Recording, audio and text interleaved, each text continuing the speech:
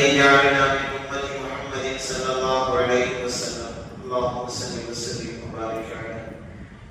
وعن أبي هريرة رضي الله عنه أن رسول الله صلى الله عليه وسلم قال: لا تجعلوا بيوتكم مقابر إن الشيطان ينفر من البيت الذي تقرأ فيه سورة البقرة.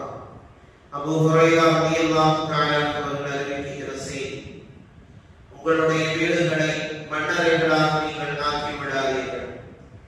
நிச்சயமாக ஷைத்தான் எந்த வீட்டில் அல் பக்ரா அத்தியாயம் ஓதப்படுகிறதோ அந்த வீட்டை விட்டு அவன் விரட்டோடுகிறான் என்று மாணவி ஸல்லல்லாஹு அலைஹி வஸல்லம் அவர்கள் கூறினார்.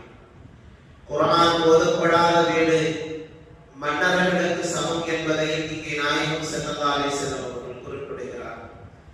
குர்ஆன் நம்முடைய வீடுகளிலும் ஓதுவதற்கான சூழ்நிலைகளை உருவாக்கிக் கொள்ள வேண்டும் என்பதை மார்க்கம் வலியுறுத்துகிறது. அல் பக்ரா அத்தியாயத்தினுடைய சிறப்புகளையும் சேர்த்து இங்கே நாம் கவனிக்க வேண்டும்.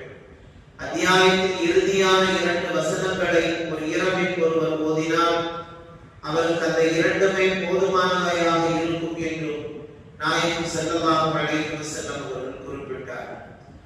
ஆமன ரசூல் என்று தொடங்கும் அந்த 2 வசனங்கள் நபிகள் நாயகம் ஸல்லல்லாஹு அலைஹி வஸல்லம் அவர்கள் மிஅராஜ் என்கிற பயணத்தில் அந்த 2 அத்தியாயங்களும் அவர்களுக்கு வழங்கப்பட்டது என்பதாக மார்க்கம் நமக்கு சொல்லித் தருகிறது. ஆகவே அந்த அத்தியாயம் ஓதுவது மிகச் சிறப்பானது. அதுவும் இரவிலை படுப்பதற்கு முன்பாக ஓதிக்கொள்வது. அதை ஓதியதால் இரவில் ஏற்படும் சிரமங்களுக்கு அது பாதுகாப்பாக அமையும் என்றும் இரவு முழுவதும் அந்த மனிதர் நின்று வணங்கியதற்கான சான்றாக அது ஆகிவிடும் என்றும் கூறப்படுகிறது. ஆகவே இது போன்றுண்டான சிறு சிறு அமல்கள் மிகப்பெரிய தவாபுகளை நமக்கு ஈட்டுத் தரும் என்பதையும் இங்கே கற்பனை நாயகம் ஸல்லல்லாஹு அலைஹி வஸல்லம் அவர்கள் நமக்கு சொல்லித் தருகிறார். குர்ஆனில் 30 வசனங்களை உடைய ஒரு அத்தியாயம் உள்ளது. அது தன்னை ஓதிய ஒருவருக்கு அவரது குற்றம் மன்னிக்கப்படும் வரை பரிந்துரை செய்கிறது. அதுதான் சூரத்து தபாரக் அல்லதி என்று தொடங்கப்படுகிற முல்க் என்கிற சூறாவாகும். இதை நபிகள் நாயகம் ஸல்லல்லாஹு அலைஹி வஸல்லம் அவர்கள் கூறியதாக அபூ ஹுரைரா ரலியல்லாஹு தஆலா அவர்கள் அறிவிக்கிறார். நம்முடைய மன்னரையினுடைய அதாபுகளிலிருந்தும் வேதனைகளிலிருந்தும் மிகப்பெரிய பாதுகாப்பை இந்த சூரா ஏற்படுத்தி தருகிறது என்றால் அது தினந்தோறும் இஷாவிற்கு பின்பாக ஓதுவது மிக முக்கியமாக பாக்கியத்திற்குரியது என்பதாக குறிப்பிடுவார். அதே போன்று குர்ஆனிலே இருக்கக்கூடிய மஹ்பிரத்தை என்று சொல்லப்படக்கூடிய சூரத்துல் ஃபலக், சூரத்துன் நாஸ் ஆகிய 2 வசனங்களும் ஜின்களை விட்டும் மனிதர்களுடைய கண்ணீர்களில் இருந்தும் பாதுகாப்பு தேடிக் கொண்டிருப்பவர்களுக்கு அது மிகப்பெரிய அரணாக மாறுகிறது. அந்த 2 அத்தியாயங்களும் இறங்கிய பின் அந்த 2ஐ மட்டுமே ஓதினார்கள். அவை அல்லாதவைகளை மற்ற துஆக்களை விட்டுவிட்டார்கள் என்பதாகும். அபூ ஸஈத் அல்-குத்ரி ரலியல்லாஹு தஆலா அறிவிக்கிறார். சிறு சிறு சூறாக்கள் தான் அது நமக்கு ஏற்படுத்தி தரும் பாக்கியங்கள் என்பது ஏராளமானது. பல்வேறு விதமான நோய் நிவாரணங்களாகவும் அந்த சூறாக்கள் இருக்கின்றது என்பதை இங்கே நபிகள் நாயகம் ஸல்லல்லாஹு அலைஹி வஸல்லம் அவர்கள் குறிப்பிட்டு சொல்லித் தருகிறார்.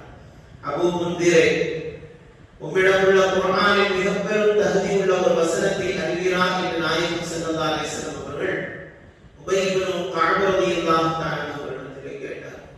அதற்கு நான் அல்லாஹ் லா இலாஹ இல்லா ஹுவல் ஹய்யுல் கய்யூம் என்ற வசனமாகும் என்று கூறினேன்.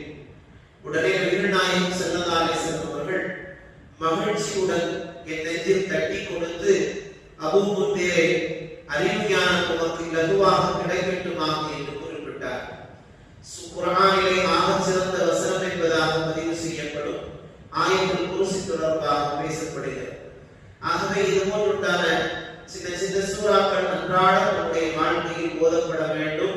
அதன் வழியாக பல்வேறு விதமான பாதுகாப்புகளையும் மறுமையினுடைய பாதுகாப்புகளையும் நிறைவான பாக்கியங்களையும் பெறுவதற்கு இந்த அமல்கள் எல்லாம் நமக்கு காரணமாக மாறிவிடுகிறது.